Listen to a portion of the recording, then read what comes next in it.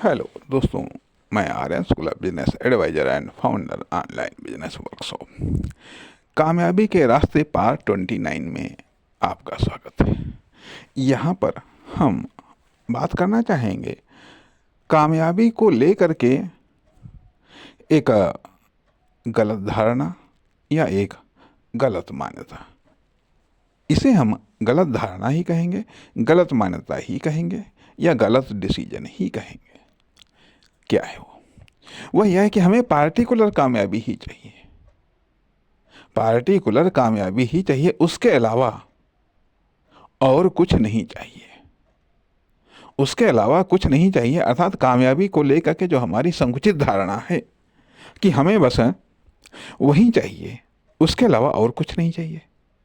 मान लिया यदि हम आईएएस की तैयारी कर रहे हैं तो हमें आईएएस ही बनना है, और यदि कोई कामयाबी मिल रही है, ठीक है, भले ही छोटी सही या दूसरी सही कामयाबी, लेकिन वो हमको नहीं चाहिए, वो हमको नहीं चाहिए। बनना है तो आईएएस बनना। कहने का अर्थ यह कि वो हमको नहीं चाहिए, ठीक है, हम प्रयास करते हैं, यदि बाई चांस बन गए तो बन गए, नहीं बन पाए तो सोचते हैं कि जब हम उसको पाने में फेल होगा तब सोचते हैं यदि कोई और कामयाबी मिल जाए तो ठीक। लेकिन पता चलता है कि अब वो कामयाबी, जो आसानी से वो कामयाबी प्राप्त करने का वो अवसर तो निकल गया जा करके, अब हम वो भी नहीं प्राप्त कर पाते। अच्छा चलो इससे नीचे सही, इस तरीके से फिर हम कंप्रोमाइज करने लगते हैं,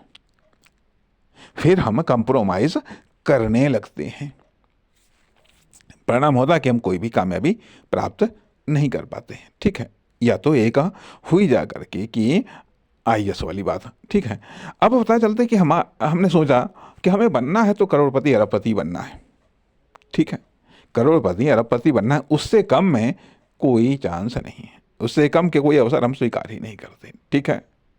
या मतलब कोई अन्य प्रकार की सफलताओं को तो हम स्वीकार ही नहीं करते। ये भी एक गलत धारणा, क्योंकि हम ये बताना चाहेंगे कामयाबी को आकर्षित करती है। अर्थात यदि मान लिया, ठीक है, जो हम कामयाबी चाहते हैं, यदि वो कामयाबी नहीं मिलती, दूसरी कामयाबी मिलती है, तो दूसरी कामयाबी पहली कामयाबी के लिए एक सपोर्टिंग सक्सेस हो जाएगी, अर्थात फेलियर सक्सेस की मदद नहीं करता है, फेलियर की मदद करता है। फेलियर को जनरेट, क्रिएट और डेवलप करता है, सक्सेस को जनरेट, क्रिएट और डेवलप करती है।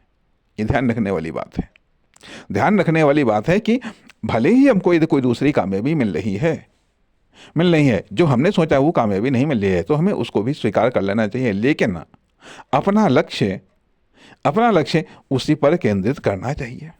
एक एग्जाम्पल के लिए मान लिया,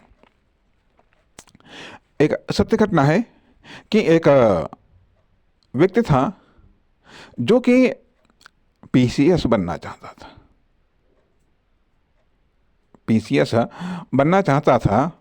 या शायद पीसीएस बनना चाहता था या वो आईएएस बनना चाहता था, खैर कोई बात नहीं। अब उसकी वो तैयारी कर रहा था, लेकिन साथ ही साथ उसकी प्राथमिकता ये भी थी कि चलो वो भी सही, और बाकी जो अन्य छोटी मोटी सफलताएं हैं, भले ही हम बड़ी सफलता के लिए तैयारी कर रहे हैं, लेकिन छोटी सफलताएं भी यदि हैं, वो भी यदि मिल जाएं तो भी हमको कोई बुराई नहीं है, वो भी हमारे लिए जरूरी है। अर्थात यदि छोटी सफलता को प्राप्त करने के लिए भी यदि उसको कोई अवसर मिलता था, वो भी ट्राई करता था जा करके। खैर आखिरकार जो है कि उसको मान लिया, मतलब ख्वाब थे, प्रयास थे उसके आईएएस और पीसीएस के, जो भी थे, ठीक है, लेकिन साथ ही साथ अन्य पर भी वो ध्यान देता था। परिणाम कि वो सिपाही की परीक्षा निकली जा करके, खैर प्रयास किया उसने, और समझा पहला प्रयास नहीं होगा, 2-4 बार प्रयास किए होंगे, आखिर उसमें वो कामयाब हो गया जा करके, ठीक है, सिपाही बन गया, हवलदार बन गया। लेकिन उसका लक्ष्य था आईएएस या पीसीएस बनना, जो भी उसने निर्धारित किया हो, मैं नहीं कह सकता, लेकिन उसने जो उसका लक्ष्य था आईएएस या पीसीएस, उसने उसकी तैयारी जारी रखी, मेहनत जारी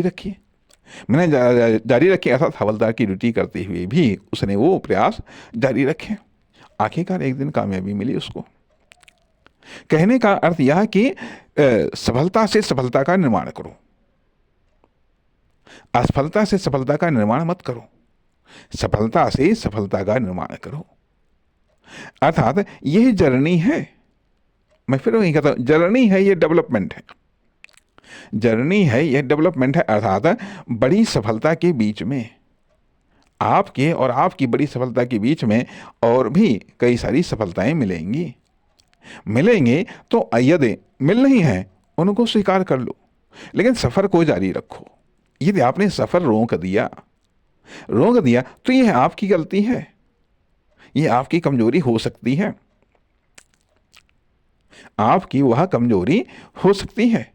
हो सकता है कि बाद में आपको कभी पछताना पड़ जाए, क्योंकि आप रुक गए। अर्थात सफलता भी कभी कभी ऐसा भी होता है।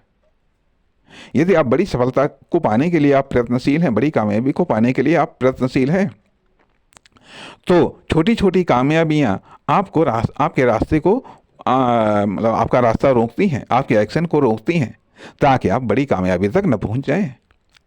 केवल असफलताएं ही आपको आपकी वांछित कामयाबी तक पहुंचने नहीं देती हैं, बल्कि छोटी मोटी या बीच की सफलताएं भी आपको उस कामयाबी तक पहुंचने नहीं देती हैं।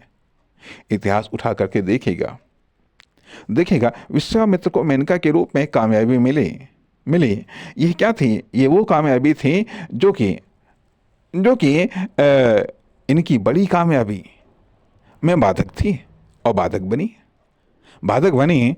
इस कामयाबी को इन्होंने प्राप्त तो कर लिया, लेकिन फिर सफ़र को उसी जगह छोड़ दिया। बाद में एहसास हुआ, लेकिन तब तक काफ़ी कुछ जो था, तपोबल या संघर्ष था, वो हार चुके थे। तो कहने का अर्थ यह कि बड़ी कामयाबी के लिए जो आप प्रयत्न कर रहे हैं, उस दौरान यदि छोटी कामयाबियां मिल रही हैं या अन्य कामयाबियां मिल रही हैं, तो उनको आप अपने डेवलपमेंट की ताकत बनाइएगा, उनको अपने डेवलपमेंट का माध्यम बनाइएगा। न कि यदि आप उनको नहीं प्राप्त कर रहे हैं, इनको नहीं स्वीकार कर रहे हैं, तो आप एक फेलियर को जनरेट कर रहे हैं, क्या पता ये उस फेलियर को आपने जनरेट किया है, ठीक है, और वहां पर और अधिक ताकत की आवश्यकता है। अगर आप उस कामयाबी को हासिल कर लेते तो आप और अधिक ताकतवर हो जाते, और अधिक पावरफुल हो जाते। तो संभव है कि आप उस कामयाबी को हासिल कर लेते, लेकिन आपने ऐसा नहीं किया, आपने फेलियर को जनरेट कर लिया।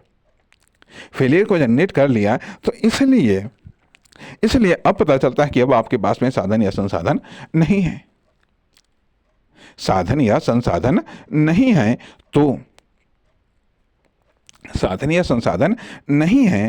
फिर आप कैसे क्या करेंगे? अब यहाँ पर हम एक छोटी सी घटना हम आपको सुनाना चाहेंगे, जो कि हो सकता है कि हमारे अन्य कई सारे जो सक्सेस को लेकर के जो बात हैं, या जो हमने कुछ पार्ट बनाए हैं, उनको हो सकता है कनेक्ट करें। अब एक आदमी था, ठीक है, वो नौकरी के लिए निकला, वो मतलब बाहर प्रदेश में आर्थिक रूप से कुछ धन कमाने के लिए निकला। तो उसने सोचा कि चलो कहीं ना कहीं हम एडवाइस ले लें, सलाह ले लें, ठीक है, सलाह ले लें। अब वो सलाह लेने के लिए उस समय पंडित जी होते थे जो विभिन्न आधारों पर आदमी को एडवाइस दिया करते थे उस समय। अर्थात उसकी नज़र में या उसकी जानकारी में वही एक बुद्धिमान व्यक्ति थे। सोचा चलो उनसे हम एडवाइस लेते हैं। अर्थात commercial advice, non commercial advice में फ़र्क देखिएगा।